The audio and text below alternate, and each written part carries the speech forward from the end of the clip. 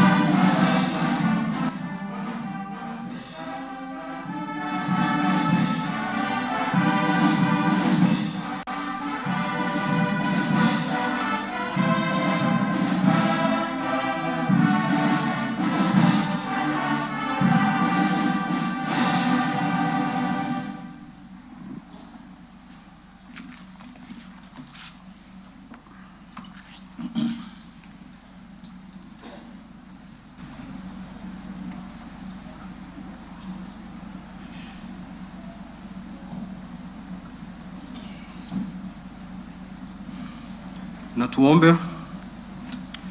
Ewe Mwenyezi Mungu, twakusihi ututazame kwa neema nyingi na baraka, sisi watumishi wako ambao umeridhika kutuita kwa nyadhifa za uongozi katika jamhuri hii yetu. Twakuomba utuajalie tuyatende na kufikia mambo yote atakayofikishwa mbele yetu kwa njia ya haki na uaminifu, ili kustawisha amani, ufanisi na heri ya nchi yetu na wale ambao haja zao umezikabidhi mikononi mwetu. Amen. You may be seated.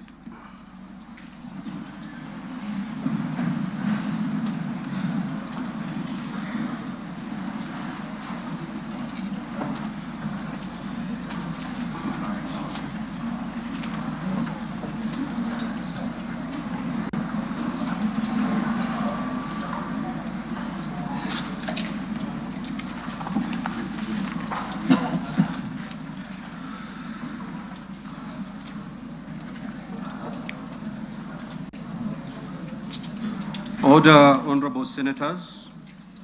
Your Excellency, the Honorable Dr. William Samoei Ruto, CJH, President of the Republic of Kenya and Commander-in-Chief of the Defense Forces, the Right Honorable Dr. Moses Wetangula, EGH, MP, Speaker of the National Assembly, Honorable Members of Parliament, Article 132(1)(b) of the Constitution provides that the President shall address a special sitting of Parliament once every year and may address Parliament at any other time. Article 132(1)(c) of the Constitution further provides that the President shall, among others, once every year report in an address to the nation all the measures taken and the progress made or achieved in the realization of the national values referred to in Article 10 of the Constitution. In addition, Article 247 of the Constitution requires the President, in his capacity as the chairperson of the National Security Council, to report to Parliament annually on the state of the security of the country. In this regard, the Chief of Staff and Head of Public Service, via the letter reference EOP/1 Cap.26/4A Volume 7/1, dated the 3rd of September 2025, informed the Speakers of the Houses of Parliament of the intention of His Excellency the President to address Parliament. Consequently, and upon consultation, the address to Parliament by His Excellency the President was scheduled for today, Thursday, 20th November 2025. Pursuant to Standing Order 25(2) of the Senate Standing Orders, I notify honorable senators of the place, date, and time of today's special sitting via Gazette Notice number 16/518, which was published in a special issue of the Kenya Gazette on Wednesday, 12th of November 2025. Further, together with the Right Honorable Speaker of the National Assembly, we notified all members of Parliament and the general public of today's special sitting via notices placed in the Daily Nation and the Standard newspapers of Wednesday, 12th November 2025. Accordingly, honorable members, this special sitting is properly convened. I thank you.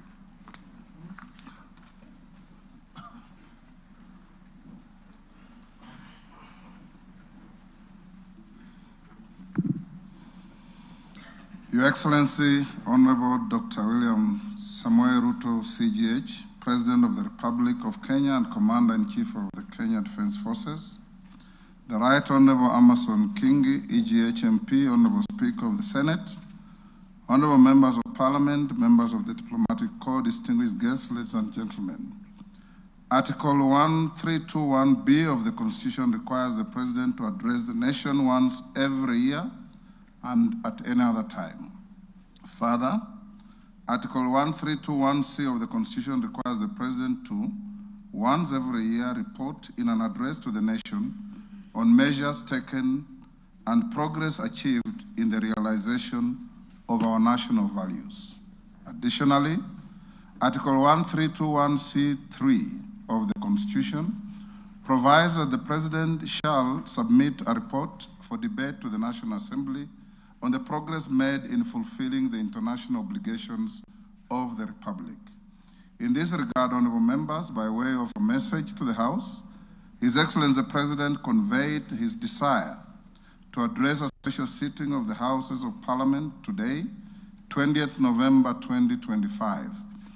Therefore, pursuant to the provisions of Standing Order 22 of the National Assembly Standing Orders, by Gazette Notice number 1651, which was published in the Kenya Gazette on 12th November 2025, and indeed as also notified to all members and the general public by way of newspaper notification published on 12th November 2025, I gave notice of this special sitting of Parliament to the members of the National Assembly. Accordingly, honorable members, this special sitting is properly convened. Your Excellency, honorable members, distinguished guests, ladies and gentlemen, it is the custom of Parliament to recognize invited guests seated in our galleries. I therefore wish to recognize the following guests who are seated in the Speaker's row. Her Excellency Rachel Ruto, First Lady of the Republic of Kenya, and other members of the First Family. His Excellency, the Honorable Professor Kithure Kindiki, EGH, the Deputy President of the Republic of Kenya. The Honorable Musalia Mudavadi, EGH, the Prime Cabinet Secretary, and Cabinet Secretary, Minister of Foreign Affairs and Diaspora Affairs. Your Excellency, honorable members, also present this afternoon is the Chief Justice and President of the Supreme Court, Honorable Lady Justice Martha Koome, EGH. She is accompanied by the Deputy Chief Justice and Vice President of the Supreme Court, Honorable Lady Justice Philomena Mwilu, EGH, Honorable Justice Daniel Musinga, CBS Presiding Judge, Court of Appeal, Honorable Justice Oscar Angote, MBS, Presiding Judge of the Environment and Land Courts, and Honorable Justice Brian Ongaya, EBS, Judge of the Employment and Labor Relations Court. We are also honored to have in our midst the immediate former Speakers of the Houses of Parliament, the Honorable Francis Ole Kaparo, the Honorable Ekwe Ethro, and the Honorable Kenneth Lusaka, EGH, the Governor of Bungoma County, and Clerk Emeritus of the National Assembly, Ambassador Michael Sialai, CBS. Also in the gallery, we have the Chairperson of the Council of Governors, who is also the Governor of Wajir County, the Honorable Ahmed Abdullahi, and the Honorable Johnson Sakaja, Governor of Nairobi City County. May I also accord special recognition to all Cabinet Secretaries present and particularly acknowledge 5 of them who are former ranking members of the Houses of Parliament, namely Honorable Aden Duale, EGH, former leader of the majority party in the National Assembly, Honorable Kipchumba Murkomen, EGH, former Senate Majority Leader, Honorable John Badi, EGH, and Honorable Opio Wandai, EGH, both former leaders of the minority party in the National Assembly, and the Honorable Alice Wahome, EGH. If Honorable Mutai Kagwe is present, is also a former member of the House, I acknowledge him. I also acknowledge Principal Secretaries and members of the Diplomatic Corps, heads of constitutional commissions, and independent offices and state corporations present. You are all welcome to Parliament. Your Excellency, I wish to make a special welcome to Parliament and mention the Chief of the Kenya Defense Forces, General Daniel Kahariri, and the respective service commanders, the Inspector General of Police, and other leaders of our disciplined forces who are seated at the Speaker's row. Parliament deeply appreciates your outstanding contribution to the national defense, security, and distinguished service to our nation. To all invited guests, we say, Karibu Bunge. Your Excellency, honorable members, distinguished guests, ladies and gentlemen, I wish to draw your attention to the officer standing to the right of the chamber in green. He is the Chief Sergeant at Arms of the National Assembly, Mr. Aloisio Lekulo, OGW.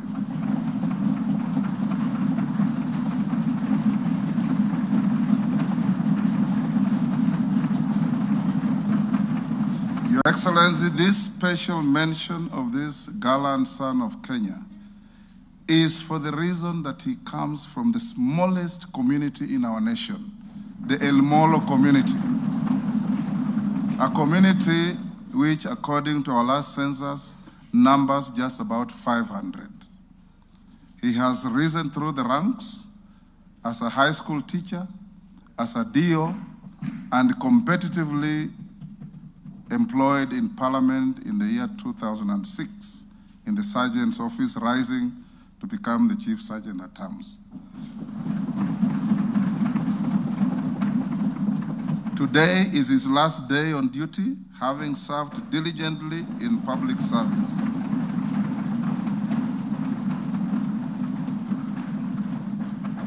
The National Assembly had a special session where we paid tribute to him, and we thank him for the distinguished service he has rendered to the nation and wish him well. Your Excellency, honorable members, distinguished guests, ladies and gentlemen, it's now my singular honor and privilege to invite His Excellency, the President of the Republic of Kenya and Commander-in-Chief of the Defense Forces to address this special sitting of Parliament. Your Excellency, you're most welcome.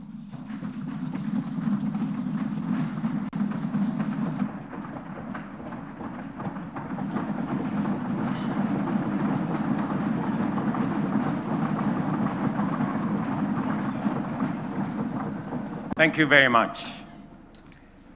The Honorable Speakers of the National Assembly and Senate, the Honorable Members of the National Assembly and Senate, the Chief Justice and the leadership of the Judiciary, Cabinet Secretaries, Your Excellencies, distinguished guests, fellow citizens, ladies and gentlemen.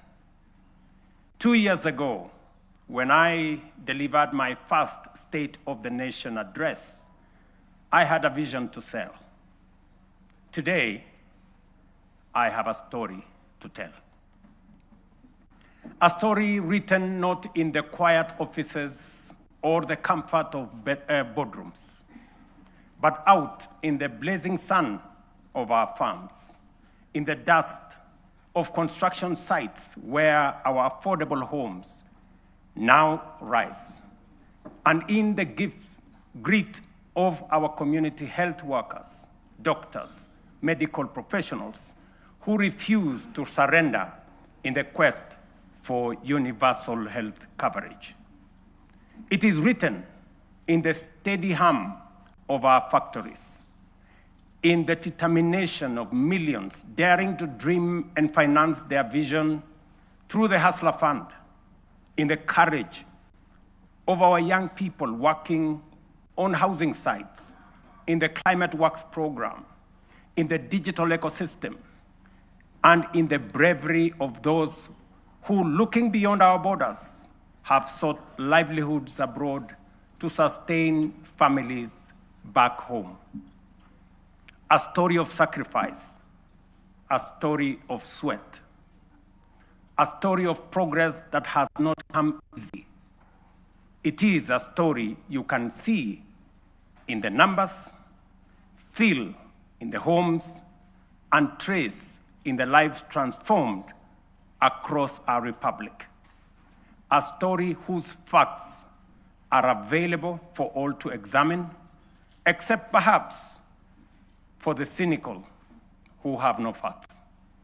Today, the evidence is clear, evidence of promises made and promises kept. In just 3 years, we have built not monuments of words, but foundations of progress. And yet, even with these achievements, I am convinced that this is only but the beginning. Mr. Speaker, honorable members, as I prepared this address, I reflected deeply on the long road we have traveled as a nation. 62 years shaped by struggle, sacrifice, hardship, triumph, and milestones that have affirmed our spirit. From that reflection came one undeniable truth. We have made commendable progress, but Kenya still punches way below its true weight. This nation has the talent, the resources, and the spirit not just to improve, but to leap and to make the transition from a developing country to a developed one within our lifetime. That is why I speak today with full conviction that history has summoned this generation, our generation, at such a time as this, to a higher purpose. Some eras are shaped by events. Others are defined by the decisions a nation makes.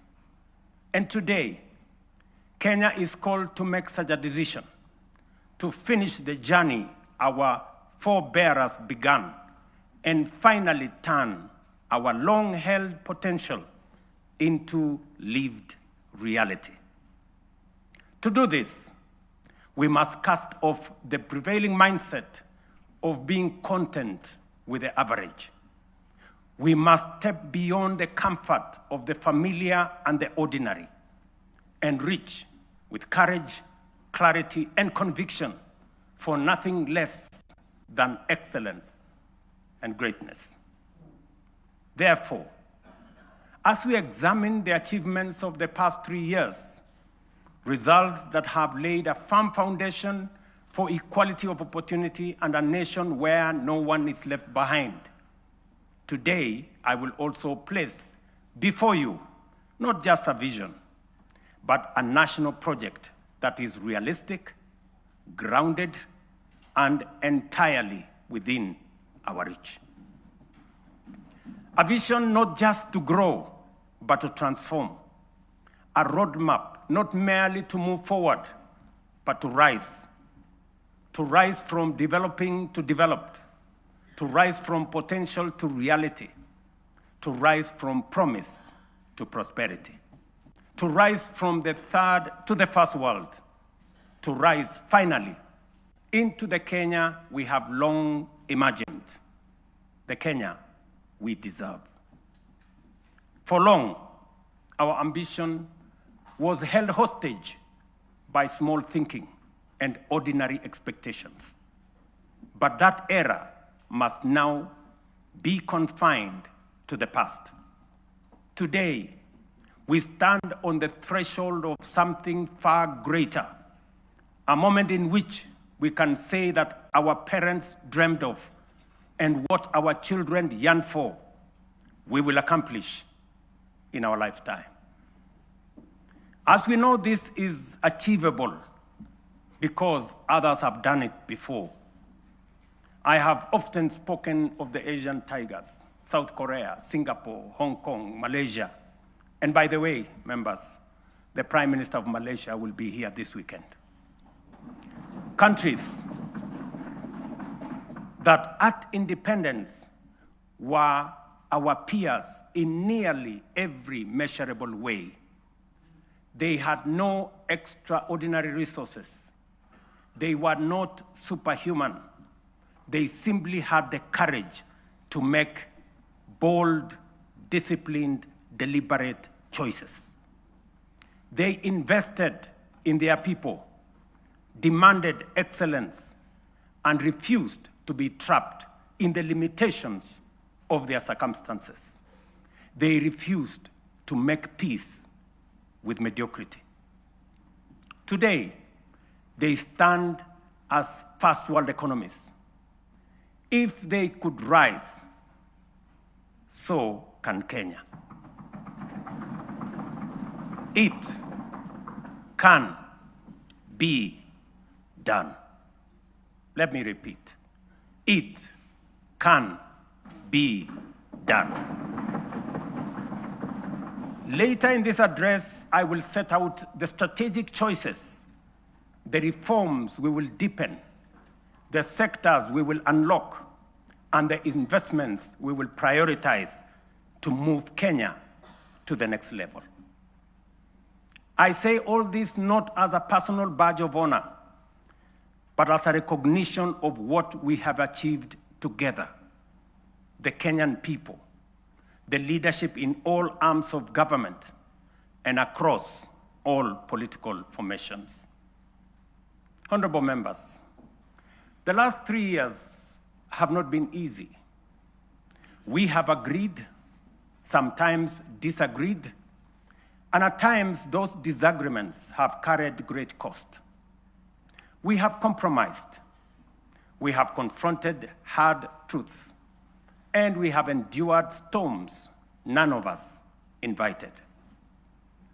But we all take comfort that it has not been for nothing, for this is how far we have come. At a time like this, in 2022, Kenya was in distress. Inflation had soared almost to double digits. A fuel shortage threatened to paralyze our economy as oil marketers struggled to access dollars. The shilling was in free fall. Foreign reserves had hit historic lows. Debt service consumed more than half of our revenues. Confidence, both local and foreign, had waned. International analysts warned that it was no longer a question of if, but when Kenya would default. Within that context, we acted. We restored fiscal discipline. We eliminated wasteful subsidies. We rationalized public expenditure. We strengthened revenue collection and placed our economy on a path of recovery and sustainability.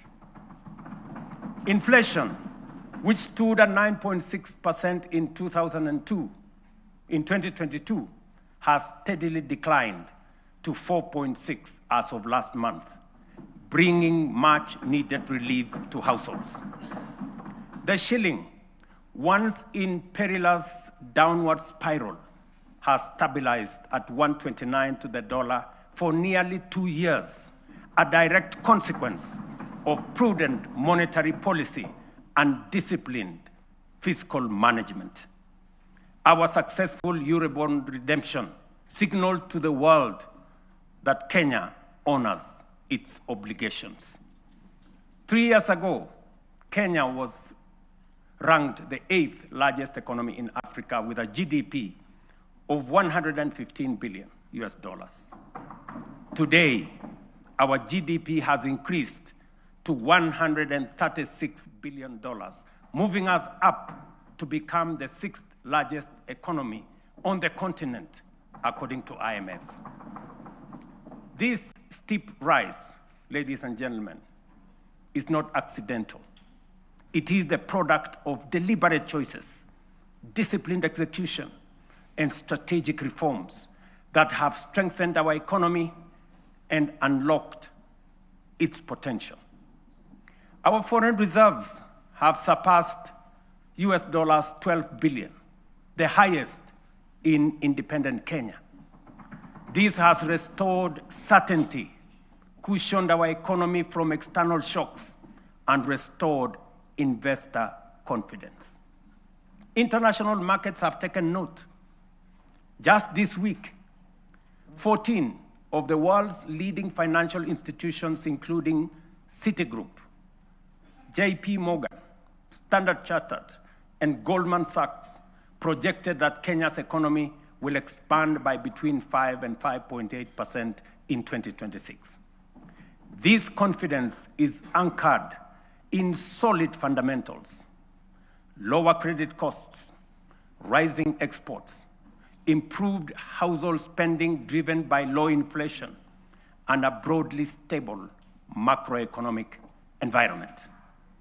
Standard & Poor's has upgraded Kenya's sovereign credit rating from B- to a firm B, our first upward revision in many years, signaling renewed international confidence.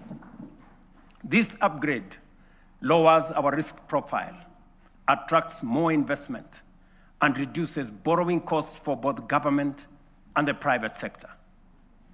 Fellow citizens, our foreign direct investment has more than tripled from US dollars 463, or about 60 billion shillings in 2021, to US dollars 1.5 billion, almost 195 billion Kenya shillings in 2024. In the last 36 months, over 300 new businesses, including 500 foreign companies, have registered and set up shop in Kenya, reflecting renewed confidence and improved ease of doing business. The Nairobi Securities Exchange has recorded a powerful resurgence, now recognized as one of the best performing emerging markets globally. Since January 2025, investor wealth has grown by over 1 trillion shillings, driven by a broad share price rally that has reestablished the Nairobi Securities Exchange as a premier asset class.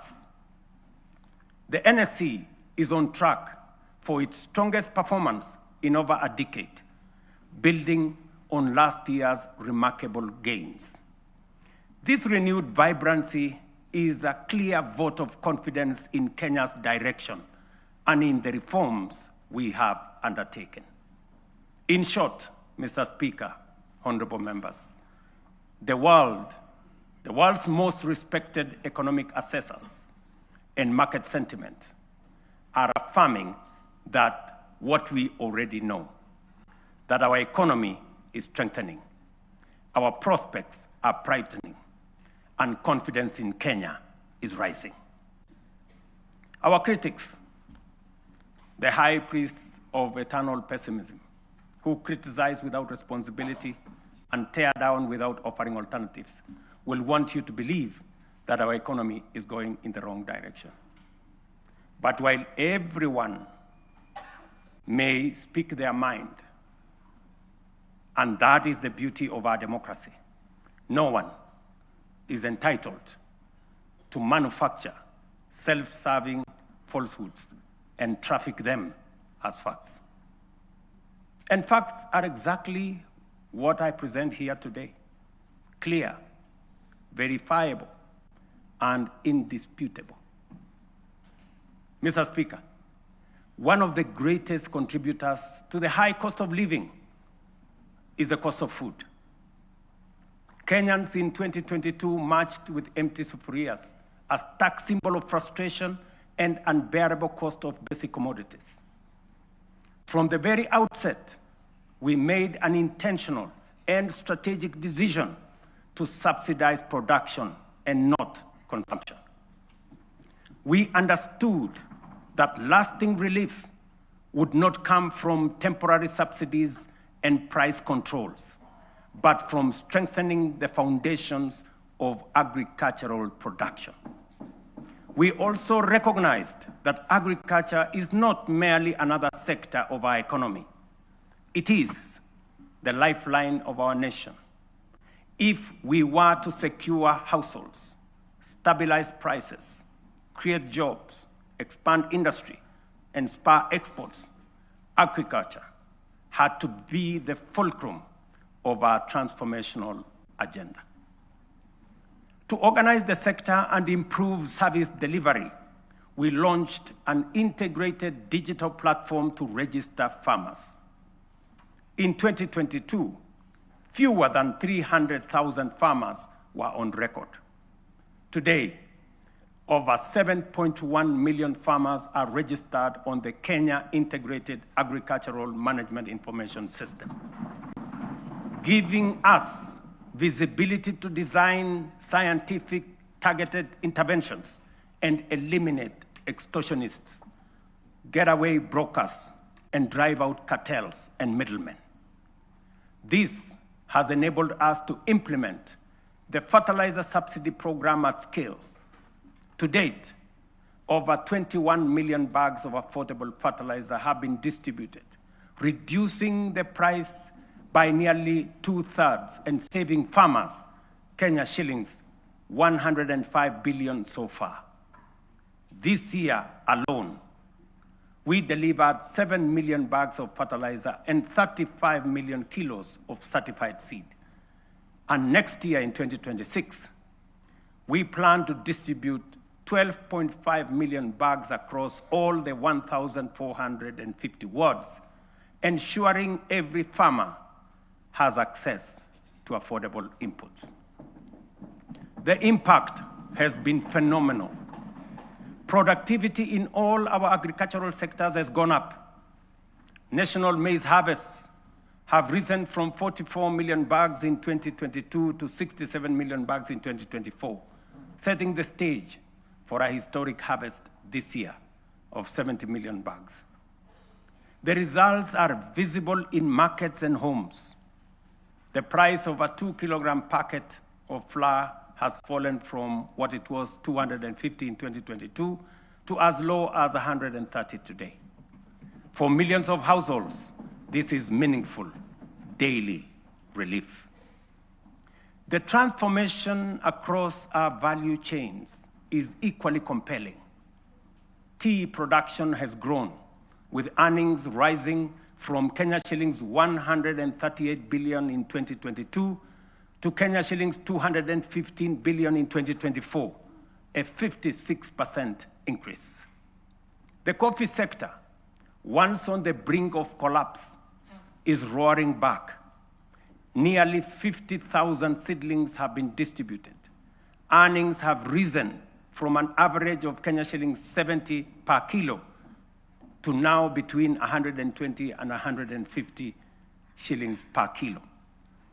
We are on track to increase exports from 48,000 metric tons to 60,000 metric tons this year, and projected to reach 150 million tons in 3 years' time. Edible oils acreage under production expanded by 90% between 2022 and April 2025, cutting the edible oil import bill by 17 billion in 1 year. By 2027, we aim to halve this bill, saving Kenya nearly 60 billion in foreign exchange. Cotton production has nearly tripled. Cashew nut yields have grown following the distribution of 900,000 seedlings, and so has coconut output after the provision of 1 million seedlings. The sugar sector, long troubled, is now stabilizing. Area under cane is up by 200,000 acres. Production has surged 76% to over 815,000 metric tons. Imports are down 70%. To secure this process, we have leased Nzoia, Mohoroni, Soni, and Chemelil factories to competent private sector operators. Our livestock value chain is rising. Leather exports are up 56% to Kenya shillings 2.5 billion. Local shoe production now exceeds 11 million pairs, and meat exports have grown 45% to 12.5 billion.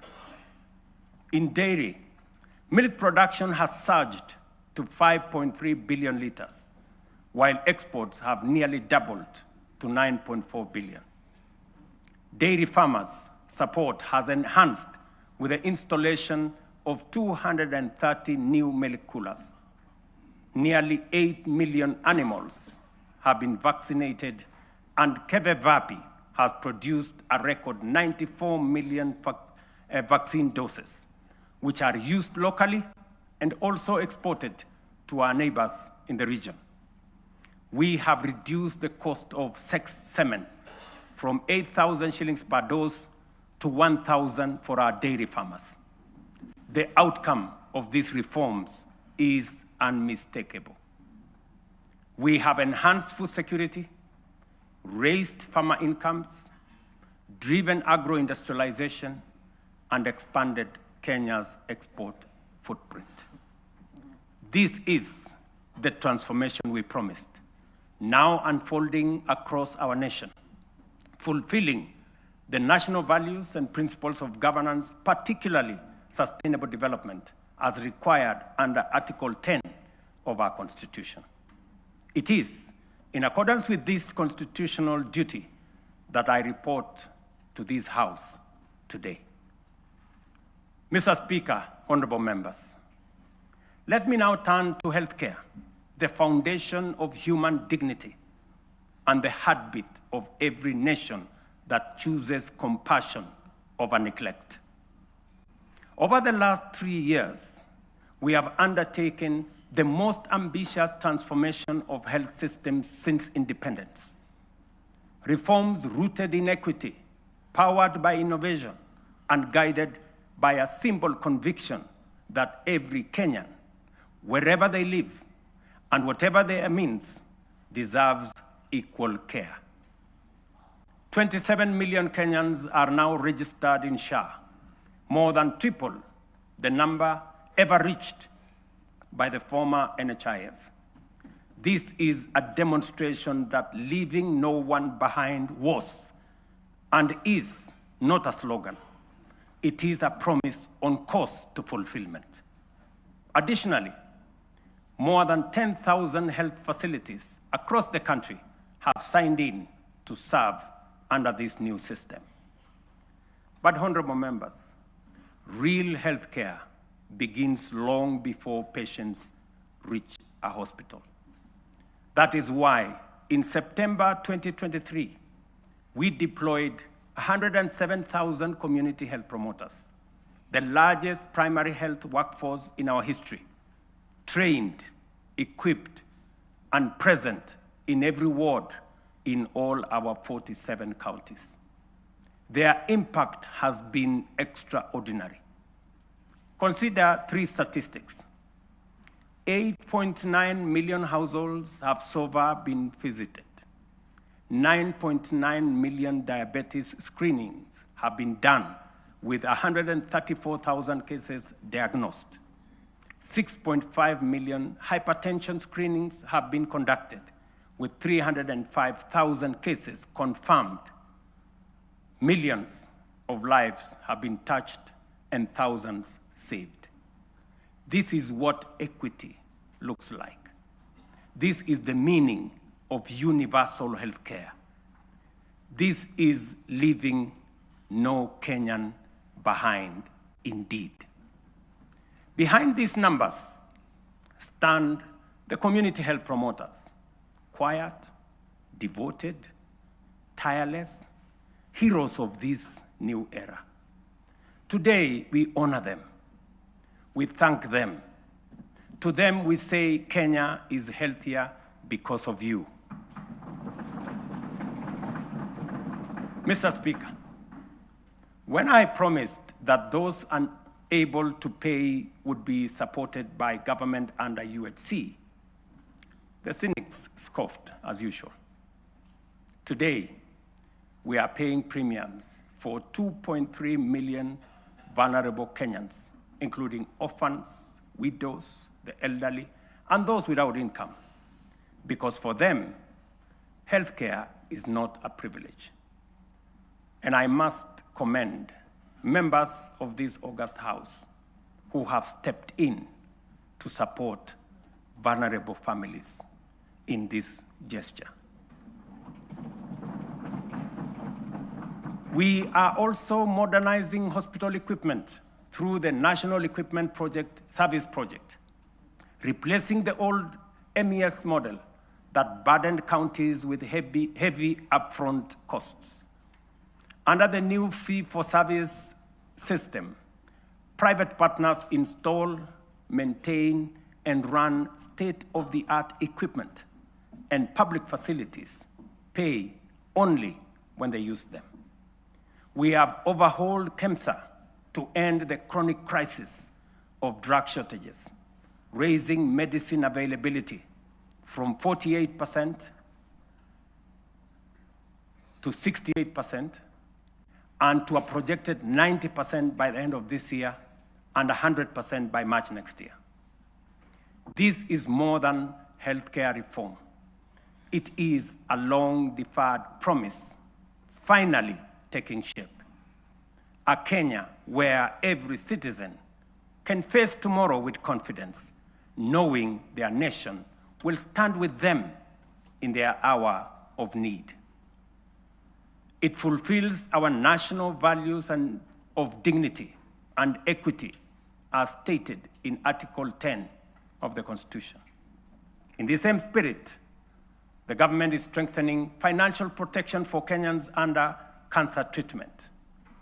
Social Health Authority will enhance the cancer benefits package from the current 550,000 shillings to Kenya shillings 800,000, effective December 1.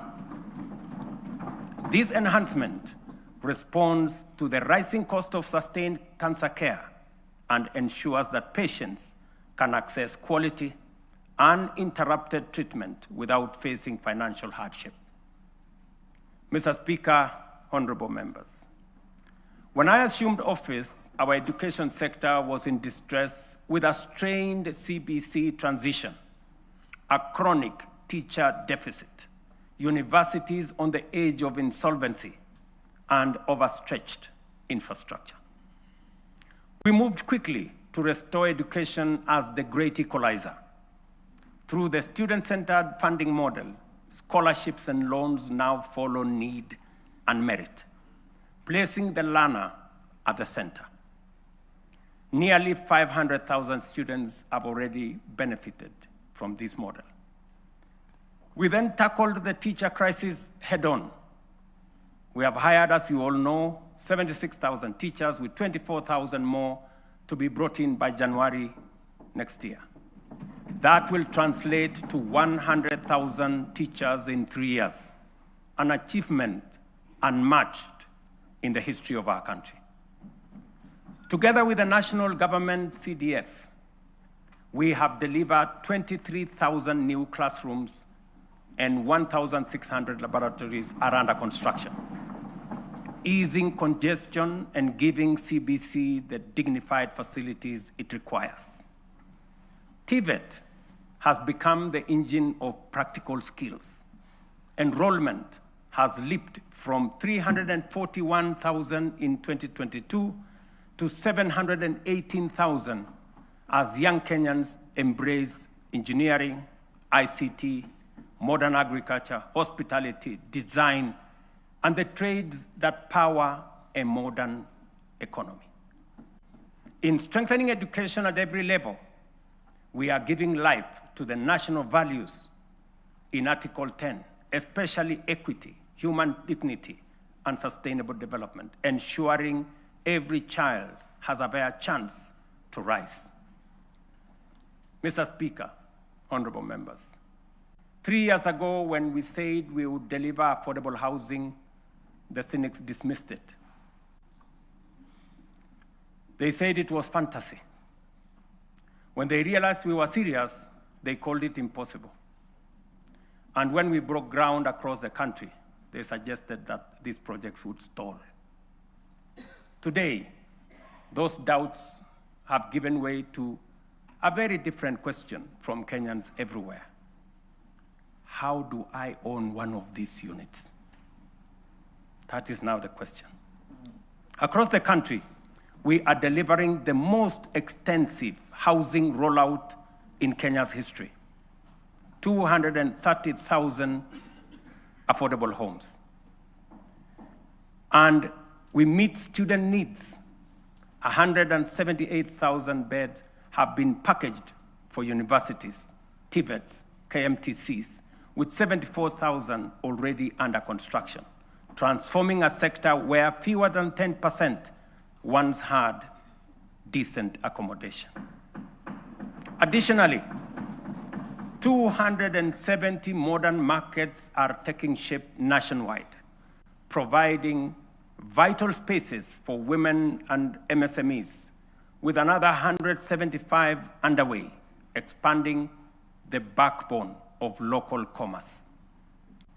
And through the Nairobi River Regeneration Program, 44,000 young people are restoring the river corridor and preparing sites for 10,000 social homes along the renewed riverfront.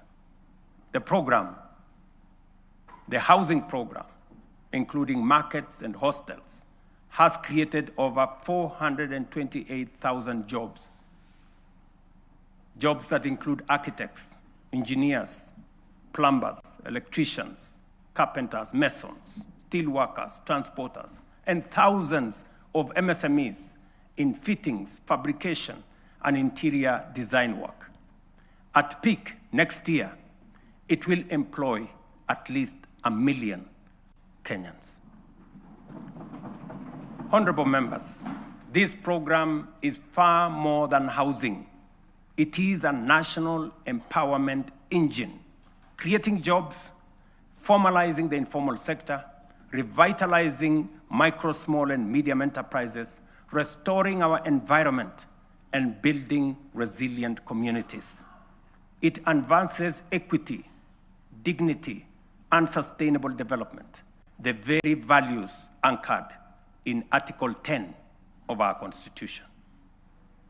Mr. Speaker, honorable members, allow me to turn to a sector that carries the hopes of nearly every Kenyan family, our micro, small, and medium enterprises. MSMEs are the backbone of our economy, the engine room of innovation, and the daily hustle of more than 15 million Kenyans. For decades, access to affordable credit trapped millions in frustration. Without collateral, there was no loans. For the millions blacklisted, every door of opportunity was shut.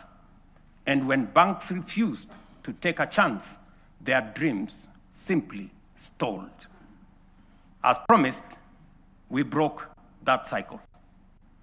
The Financial Inclusion Fund, the Hustler Fund, now stands as the largest financial inclusion program since independence, extending over 80 billion shillings to 7 million Kenyans. And those who were blacklisted, the 7 million once blacklisted Kenyans, have since repaired their credits. 3 million small businesses and their owners, previously locked out of the formal finance, are now banked. And 2 million Kenyans are now frequent borrowers. Today, through the Hustler Fund Bridge Facility, 800,000 entrepreneurs are accessing up to 150,000 shillings each without collateral to expand and grow their businesses. But honorable members, credit alone is not enough. Many young people do not lack ideas, they lack opportunity. That is why we launched Nyota, the National Youth Opportunities and Transformation Agenda, one of the most ambitious youth empowerment programs in our history. Over the next 5 years, Nyota will uplift 820,000 unemployed young people through apprenticeship, recognition of prior learning, entrepreneurship grants, digital skills training, and support savings. When the program is fully implemented, it will have placed 90,000 young people into work or enterprise, certified 20,000 into different skill areas, capitalized 110,000 businesses, and matched savings for 190,000 savers, while building capacity of 600,000 more to undertake government procurement under the ACBO program. Ladies and gentlemen, over the past 3 years, our digital transformation agenda has become one of the most powerful engines of renewal. A quiet revolution changing how Kenyans live, how they work, learn, or do business. We have expanded the fiber optic by 240,000 24,000 kilometers and moved from 0 public Wi-Fi hotspots in 2022 to nearly 1,500 today, connecting communities once left behind. We have set up 300 digital innovation hubs with 400 in the pipeline, gateways where ideas grow and enterprises begin. At the heart of this shift is digital government. From less than 400 services on eCitizen to 22,500, we have delivered one of the fastest digital migration in the world. Access is easier, efficiency higher, leakages sealed, and corruption pushed out. And as our young people are driving it, nearly 2 million have been trained in digital skills, and 300,000 now earn a living online through Ajira, Jitume, and our expanding business process outsourcing sector. Mr. Speaker, having set out the work of the last 3 years, it would be easy, almost comfortable, to pause, congratulate ourselves, and settle into the warmth of modest progress. But comfort is how nations stall. It is how Kenya once slowed while the Asian tigers raced ahead. We cannot allow that. We will not allow that. And we must not allow it. Because this moment demands more of us. More courage, more ambition, and a refusal to settle for the ordinary. As I said earlier, we often speak of the Asian tigers with a reference that makes their rise seem like a miracle from a distant world. We marvel at how they journeyed from poverty to industrial powerhouses, from aid recipients to exporters of world-class goods. And we ask, what secret advantage did they have? History answers us plainly. They had none. Their rise was not magic. It was intentional and crafted through leadership, discipline, strategic investment, and uncompromising rejection of mediocrity. Their stories begin in ruins. The example of post-war Japan, with barely 2,000 kilometers of paved road, and South Korea, whose GDP per capita was nearly identical to Kenya's at independence. Today, Japan commands over 1.1 million kilometers of paved roads, while Kenya has 22,000, 62 years after independence. South Korea's GDP per capita now exceeds $36,000 compared to our own $2,200. These comparisons are not meant to indict us, but to demonstrate what becomes possible when a nation chooses ambition over resignation. From their journeys, clear lessons emerge. These nations set aside small dreams and integrated boldly with global markets. They built first world infrastructure in what was third world environments. They invested obsessively in their people, the engineers, scientists, innovators, and technicians who powered their ascent. They generated electricity from all sources available to power their enterprise, innovation that led to manufacturing, industrialization, and progress. They simplified investment through institutional reforms that allowed capital, technology, and talent to progress without friction. They prioritized production by planning their industries long before those industries emerged. Critically, they nurtured ecosystems of relentless innovation, giving rise to global giants like Samsung, Hyundai, Toyota, and Sony, companies that began modestly and grew to define modern history. The task before us, therefore, is unmistakably clear. If Kenya is to grow at scale, we must raise our ambition. It is for this reason, Mr. Speaker and honorable members, that under my leadership, we are raising the bar of national ambition. And that is why I am today submitting a roadmap to take Kenya to the next level.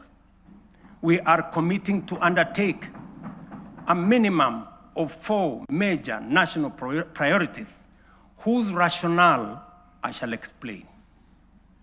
First, we must invest relentlessly in our people, in their education, skills development, scientific training, and innovation capacity. We have already set the foundation through the major reforms in the education sector. We have increased the education budget from 490 billion in 2021 to over 700 billion this year, which has facilitated better infrastructure in our education system, more teachers and trainers, and enhanced funding for our colleges and universities. I have reorganized government departments to establish a dedicated State Department for Science, Research, and Innovation to support the urgent need to scale up STEM courses in our education system, strengthen innovation, promote research, and create a pool of high-level professionals in engineering and science. This structure will also help actualize the 2% research fund needed to make this ambition a reality. We must fund startups and deliberately scale up and commercialize innovation to create new companies. We must actualize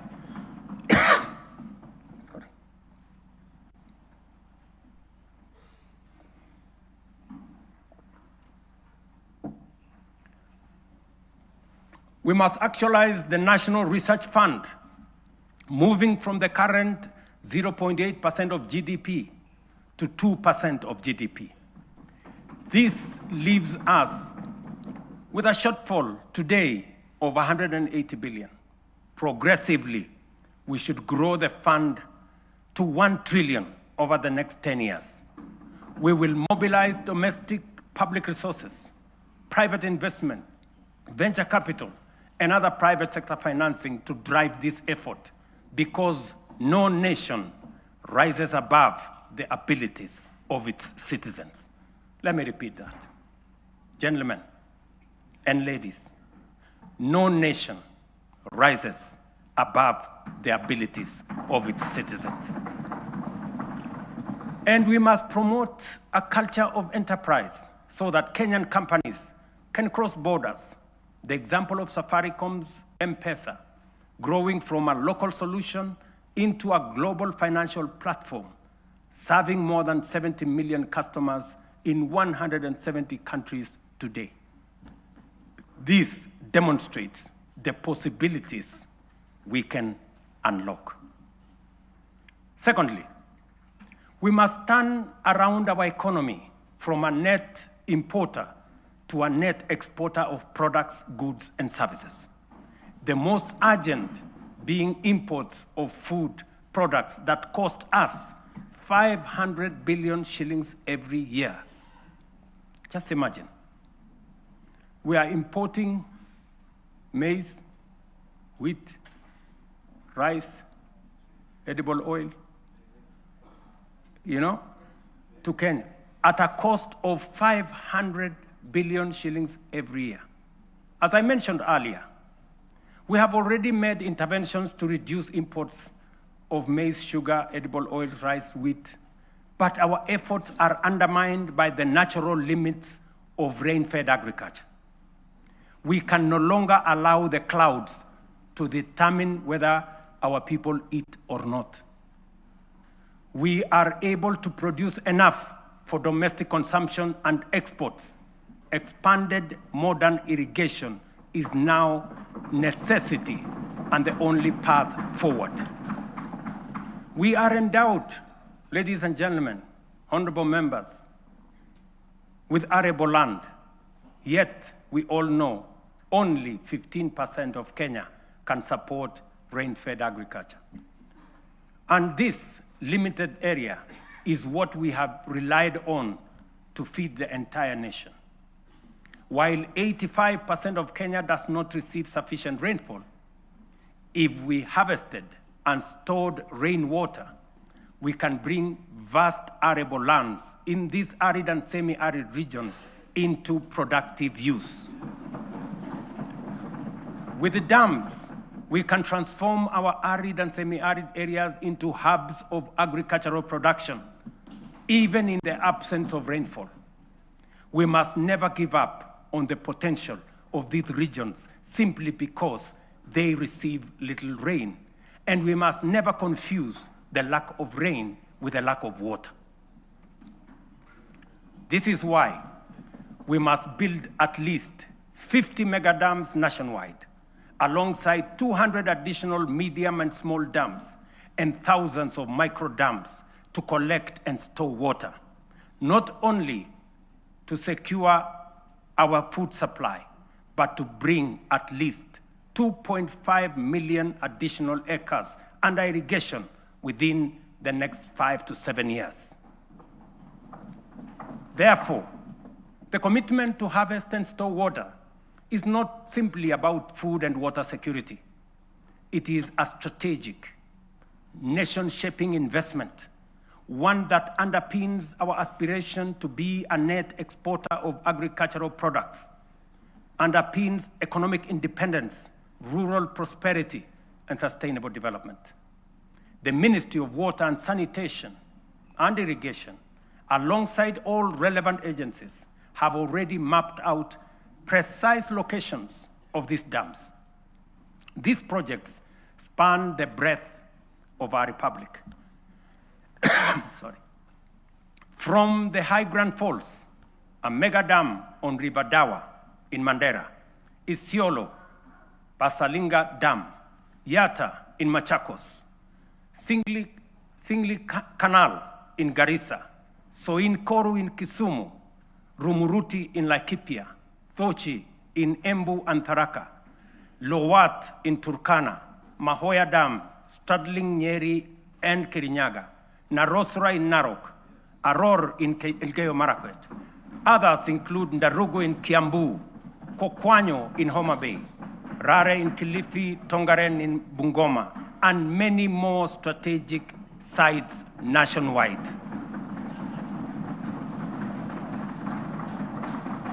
Mr. Speaker, expanded irrigation will also supply the volumes, consistency, and quality of raw materials required for our next economic frontier, which is agro-industrialization.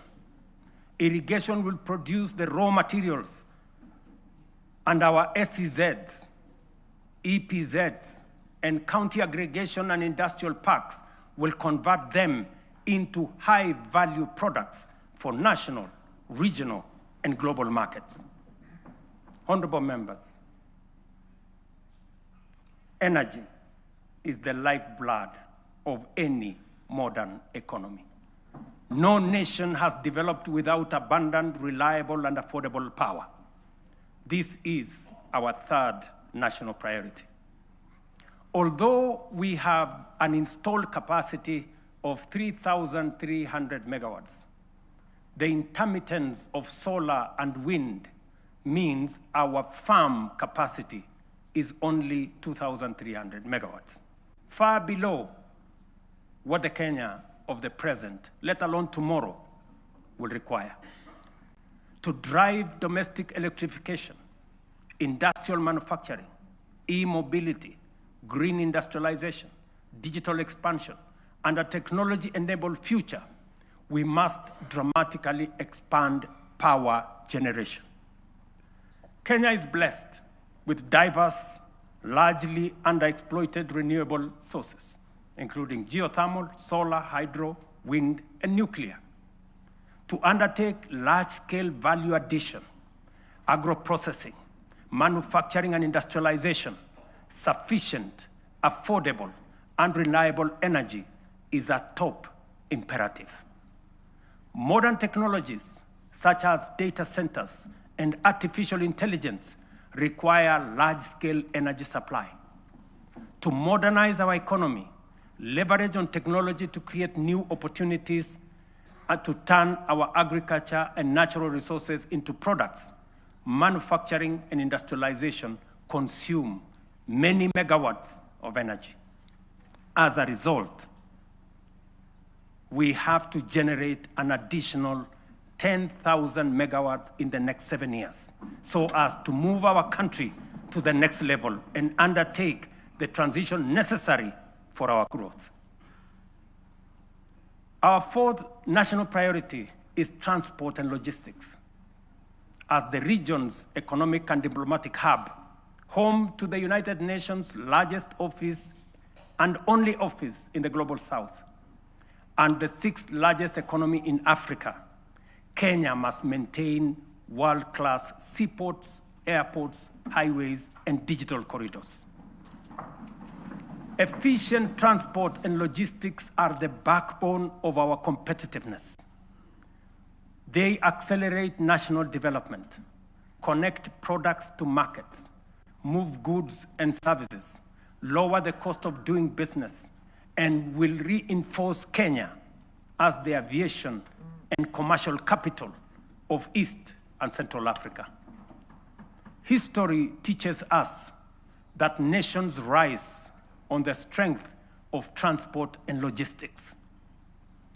Japan's post-war revival, enabled by strategic road expansion, is a clear example. From only 2,000 kilometers of road, they constructed over 1 million kilometers of paved road in 7 decades. We in Kenya, you know, we have only constructed 22,000 kilometers over a relatively similar period. To scale up, ladies and gentlemen, honorable members, our transport and logistics program, the Ministry of Roads and Transport have already mapped out a comprehensive network of 2,500 kilometers of highway for dualing and 28,000 kilometers of road to be tarmacked over the next 10 years. We will onboard private-public partnership in the modernization of Jomo Kenyatta International Airport, Mombasa and Lamu Airport, and sort out the challenges facing Kenya Airways by next year. This work is already in progress. Next week, I will launch the dualing of the 170-kilometer Rironi-Naivasha-Nakuru-Mau Summit Road. On the same day, I will break ground on the dualing of the 58-kilometer Rironi-Mai-Mahiu-Naivasha Road. The gridlock that paralyzes these roads every day, especially on weekends and holidays, will soon, by God's grace, be a thing of the past.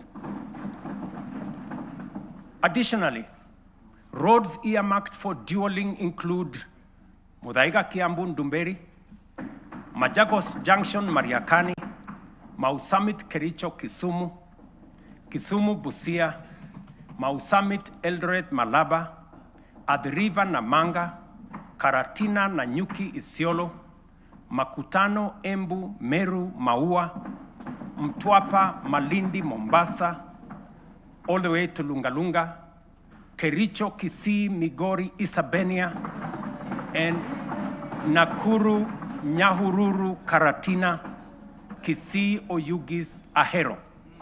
The Northern Bypass, James Gishuru Roads, Bomas Karen Gong, and Bomas Ongata Rongai Kiserian, including Gong Isinya and Naivasha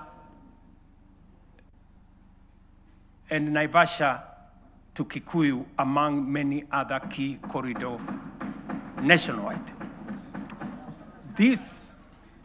This infrastructure drive will also include extending the standard gauge railway from Naivasha to Kisumu and eventually to Malaba. And that exercise, ladies and gentlemen, is beginning in January. In just 2 months, we will be beginning that process. Honorable members, estimates indicate that achieving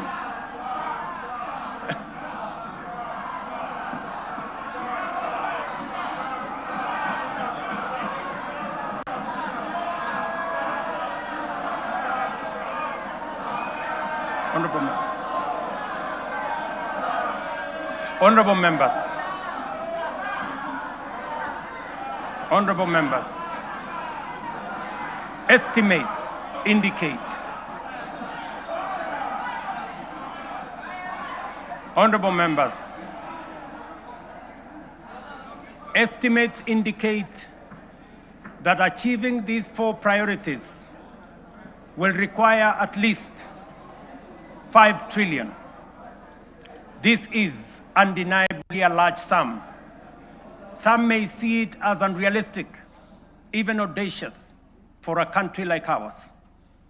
But allow me to recall President John F. Kennedy's words in 1962 as he rallied America to reach the moon. And this is what he said, and I quote, "We choose to go to the moon in this decade and do the other things, not because they are easy, but because they are hard. Because that challenge is one we are willing to accept, one we are unwilling to postpone." These 4 projects are our national imperatives, commitments we must embrace without hesitation, not because they are easy, not because they are cheap, but because they are absolutely necessary, because they are worthy of our time. This is the assignment of our generation. This is the purpose for this administration and this parliament, the 13th parliament, and this is the moment we must rise up to. Which brings us to the next question. Given our fiscal constraints, how shall we finance these transformative projects and do so sustainably? The answer, ladies and gentlemen, lies in 2 key financing vehicles: the National Infrastructure Fund and the Sovereign Wealth Fund. As noted earlier, our development ambitions require sustained, large-scale investment in education, in roads, in energy, water systems, logistics, transport, and digital network. Yet, our fiscal space is narrow. We cannot continue funding essential infrastructure through unsustainable borrowing and burdening taxpayers with additional taxes. But neither can we afford to postpone these imperatives without risking our future.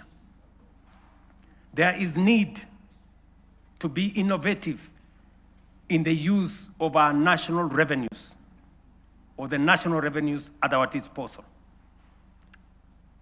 There is need to deploy our national assets available to us in creating public-private partnerships that will crowd in the enormous pool of private sector resources available regionally and globally. This is why we will establish the National Infrastructure Fund, whose architecture will be underpinned by the reforms in the Government-Owned Enterprises Bill passed by this august House that I will sign into law tomorrow. This fund is the strategic solution that will provide a framework to innovatively scale up our resources to match our ambition. It will fulfill our manifesto commitment to rebuild Kenya's infrastructure while reducing reliance on tax and debt. We will do this by using budgeted resources prudently and introducing a financing architecture that leverages capital markets, diversifies ownership through unlocking of national assets through privatization, and use PPP frameworks to channel private capital into public priorities. For decades, Kenya has privatized major public assets, from Kenya Airways to KenGen, from Kenya Re to Safaricom. Yet, we cannot point to enduring national assets built from privatization proceeds because the funds were absorbed into budgets and spent. The National Infrastructure Fund will break this cycle. All proceeds from privatization will be ring-fenced, preserved, and reinvested into new infrastructure and wealth-creating assets. When ownership shifts to the private sector for efficiency, the benefits to the public will not diminish, they will multiply. For every shilling invested from privatization proceeds, we aim to attract 10 shillings from long-term investors drawn from pension funds, sovereign partners, private equity, and development finance institutions. This multiplier will allow us to build critical infrastructure without adding to tax or debt burden. This model is proven. Australia's Future Fund, Singapore's Temasek, and UAE's Mubadala demonstrate that commercially run public investment funds can grow national wealth and deliver transformative infrastructure. The National Infrastructure Fund is therefore more than a financing tool. It is a generational strategy, preserving value, mobilizing capital, accelerating delivery, and ensuring Kenya becomes stronger, wealthier, and more competitive. Ladies and gentlemen, honorable members, our Constitution under Article 201C stipulates that the burdens and benefits of the use of resources and public borrowing shall be shared equitably between present and future generations. In essence, when we use natural resources or borrow, we must ensure future generations are not left poorer. That is why, alongside the National Infrastructure Fund, we will establish the Sovereign Wealth Fund to give full effect to the constitutional principle of intergenerational equity. A portion of all royalties from natural resources and a portion of proceeds from privatization of national assets will be invested in the fund. This fund will rest on 3 pillars. Number 1, savings, to be invested for the future, as countries like Norway, Kuwait, Saudi Arabia have done with trillion-dollar funds. Number 2, stabilization, a buffer against global shocks, including commodity volatilities, pandemics, and geopolitical disruptions to ensure fiscal stability. And number 3, infrastructure. A carefully managed share will be invested in commercial terms to attract private capital to national projects while growing public wealth. History has already warned us. Along our coast region, titanium deposits have been exploited and depleted. And because we lacked a sovereign wealth framework, future generations will inherit nothing from the resources that we got from titanium. We cannot repeat this mistake. Mr. Speaker, honorable members, that is the scale of our national ambition. This is the blueprint for financing it prudently and responsibly. To shape this vision, I have engaged sincerely with leaders across the political spectrum.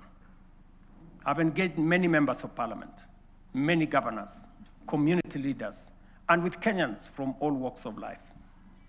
I discussed this vision with the late Right Honorable Raila Amolo Odinga in the presence of Professor Anyang' Nyong'o, who reminded me that no nation has industrialized without roads, energy, and food security. I have engaged former President Uhuru Kenyatta, who emphasized the necessity of scaling up infrastructure investments. Honorable members, allow me to express profound gratitude to the 13th Parliament for your outstanding contribution, your foresight, your consistency, focus, and commitment on what is good for Kenya. The progress made in the last 3 years would not have been possible without your legislative agility, principled oversight, and commitment to national interest. When the history of this generation is written, this House, the 13th Parliament, will occupy a full and proud chapter. Your decisions are recorded not only in debates or statutes, but in the lives lived, progress of every Kenyan that has been achieved.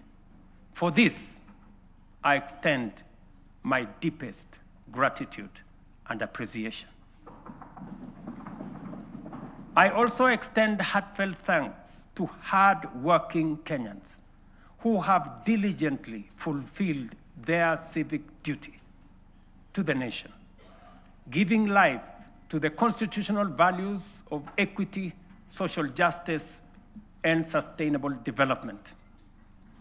You Kenyans have shouldered the weight of nation building. Future generations will feel the impact of your sacrifice, and they will honor you as the generation that helped change the trajectory of our republic. As I conclude, I reiterate that those of us in leadership must bear in mind one critical lesson. Leaders are not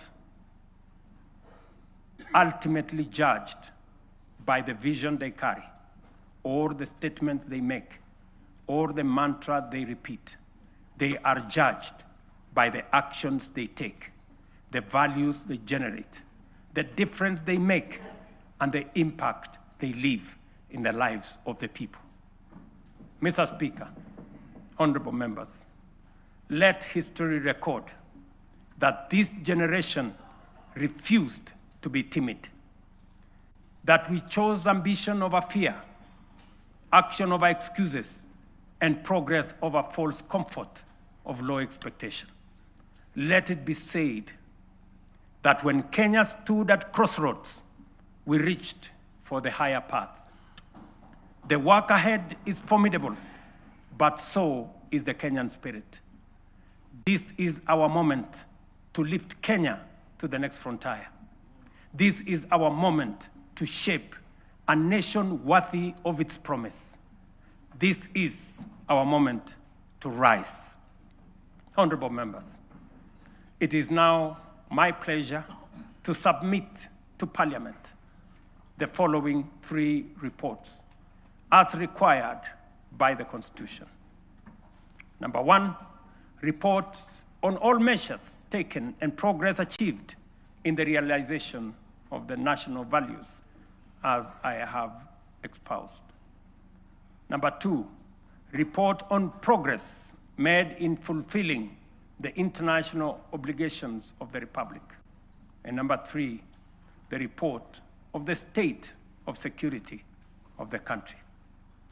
Now, therefore, I hand over the reports to the Speaker of the Senate and the Speaker of the National Assembly, and I thank you for your attention. God bless you, and God bless our great country, Kenya.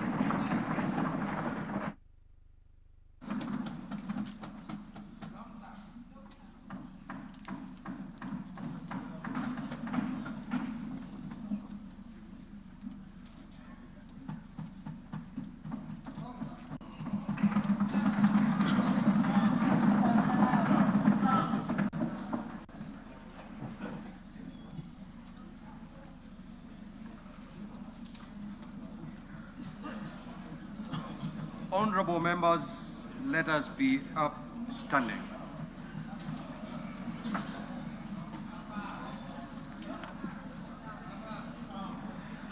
Your Excellency the President, the Right Honorable Speaker of the National Assembly, honorable members and distinguished guests, we have now come to the conclusion of the business of the day, and it is now time to adjourn.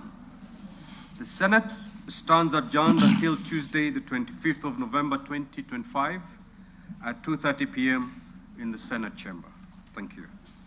Your Excellency, the President, Right Honorable Speaker of the Senate, honorable members of the National Assembly, the National Assembly now stands adjourned until Tuesday, 25th November, 2025 at 2:30 p.m. May I take this opportunity to invite all honorable members and our guests to a reception at the Parliament courtyard. May I also request all honorable members and our guests to remain standing in your places until the procession of His Excellency the President and the speakers leave the chamber. I thank you.